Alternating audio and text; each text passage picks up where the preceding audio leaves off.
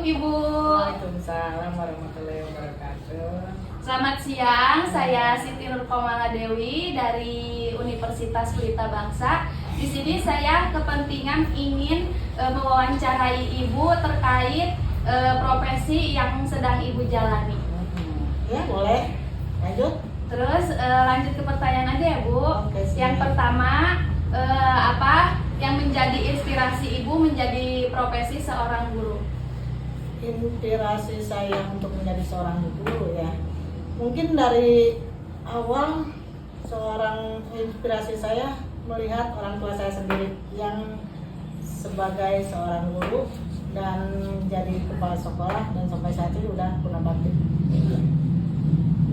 Berapa lama Ibu sudah mengajar di sini?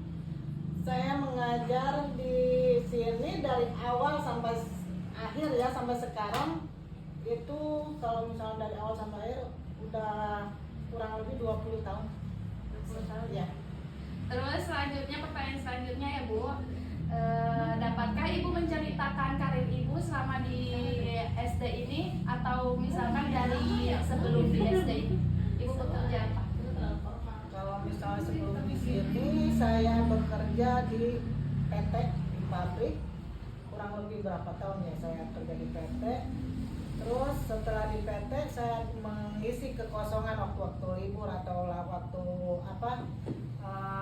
ikut-ikut sama orang tua saya ke sekolah, melihat anak-anak SD belajar, cara mengajar, dan dari situ saya tertarik untuk menjadi seorang guru. Dan sampai saat ini alhamdulillah saya dari awal sampai sekarang masih di sini jadi seorang guru. Ya. Berarti sebelum Ibu masuk ke SD ini dan pas bekerja di PT, Ibu masih ada udah kepikiran mau jadi guru atau enggak? Pada saat saya kerja di PT sama sekali belum ada kepikiran untuk jadi guru ya. Soalnya dari penghasilan juga sudah jauh, mungkin dari kerja di PT agak-agak ini. Nah sekarang tapi dengan beriringnya berjalannya waktu, saya sering ikut-ikut ke sekolah, tertarik juga untuk menjadi seorang guru. Pertanyaan selanjutnya, Ibu, bagaimana Ibu melihat peran guru sekolah dasar dalam membentuk masa depan siswa? Peran guru di sekolah dasar sangat penting ya, karena dari awal dari sekolah dasar inilah merupakan tolak ukur untuk pendidikan ke jenjang berikutnya. Ya.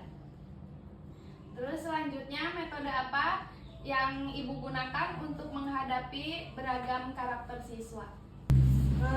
Berbagai macam metode ya. Saya menggunakan berbagai macam metode karena ya disesuaikan dengan berbagai macam karakter siswa juga. Ya. Berarti nggak semua siswa itu karakternya itu sama ya, Bu? Iya, dari berbagai macam karakter itu ada di satu kelas. Ada yang karakternya suka marah-marah, ada yang karakternya yang suka marah-marah, ada yang gampang nangis dan sebagainya.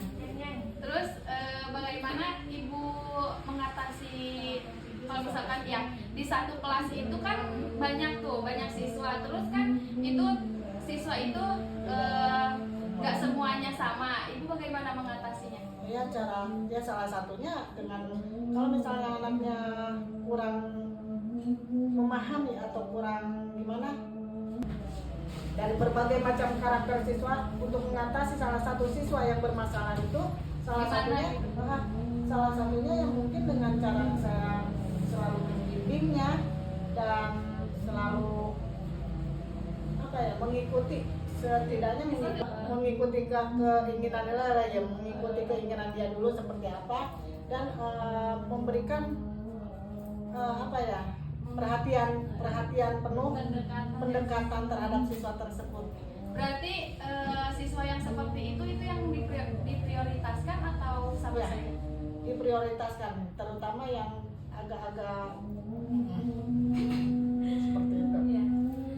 Terus selanjutnya, Ibu, pengalaman apa yang paling berkesan selama Ibu mengajar di SD ini? Selama saya mengajar di SD ini, pengalaman yang paling berkesan mungkin pada saat di SD ini cuma ada 3 guru ya, 3 guru beserta satu kepala sekolah, jadi ada 4. Jadi masing-masing guru itu memegang 2 kelas. Ya, 2 kelas, masing-masing memegang 2 kelas, dan ruangannya pun cuma ada 3. Ruangannya ada 3, cuma ada ruangan 3. Jadi kelas 1 sama kelas 2, kelas 2, kelas 3 sama kelas 4, dan kelas 5 sama kelas 6. Jadi digabung. Dan itu mungkin ya sangat selama ibu mengajar di sini. Terus selanjutnya, apa tantangan terbesar dalam mengajar siswa di tingkat sekolah SD? Tantangan terbesarnya banyak ya, mulai dari soalnya anak-anaknya yang tadi itu berbagai macam karakter. Tantangannya untuk menghadapi anak-anak siswa kelas 1, mungkin dia baru masuk dan selalu diantar sama orang tuanya, yang nggak mau jauh dari orang tuanya, selalu menangis saat ditinggal sama orang tuanya. Itu harus benar-benar ekstra dalam menghadapi siswa tersebut. Terus selanjutnya, apa nasihat yang ingin ibu sampaikan untuk mahasiswa yang ingin menjadi profesi seorang guru? Ya, nasihat saya, pesan saya mungkin yang pertama, untuk menjadi seorang guru itu harus mempunyai jiwa dan mental yang kuat. Harus sabar yang penuh kesabarannya, dan harus siap menghadapi berbagai macam karakter siswa. Ya ibu, terus selanjutnya apakah ibu menggunakan teknologi dalam proses belajar mengajar? Kadang menggunakan teknologi seperti fokus, seperti